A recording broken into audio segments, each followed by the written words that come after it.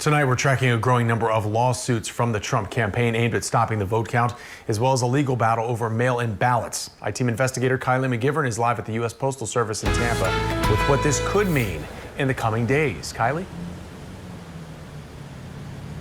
Yes, Jameson, we've now learned that Georgia is the third state. This is following Pennsylvania as well as Michigan that the Trump campaign is targeting on a list of lawsuits that's really going after ballot counting. It started with false claims of victory.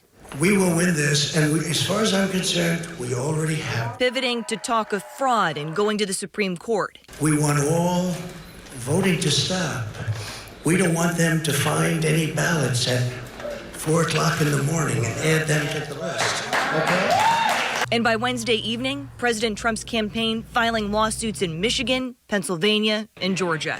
In a statement, Trump's campaign manager said the suit in Michigan is to halt counting of the ballots, saying President Trump's campaign has not been provided with meaningful access to numerous counting locations to observe the opening of ballots and the counting process as guaranteed by Michigan law. In Pennsylvania, a similar suit to stop counting ballots, claiming election officials are processing ballots out of sight of Republican poll observers. And in Georgia, a suit against the Chatham County Board of Elections to secure and account for ballots received after 7 p.m. Election Day. A state Republican Party chair saying lawsuits are planned in a dozen counties. These seem to be baseless lawsuits. We turn to election law expert Chara Torres-Spelcy to help sort through it all. We'll see, but I think that most courts are going to laugh these cases right out of jurisdiction. They are so poorly conceived and so far-fetched that I think these are frivolous, and courts are going to treat them as frivolous lawsuits. The Stetson law professor says to stop counting votes now would actually favor Vice President Joe Biden. I'm not sure what the point of this is other than to cast aspersions on the integrity of the 2020 election.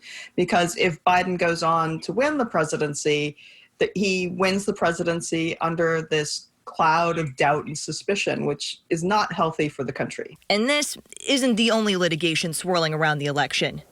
Everyone knew that voters were relying on the Postal Service as part of the democratic process to safely vote during a pandemic. The NAACP, along with several states, sued the Postal Service, alleging ballots weren't delivered.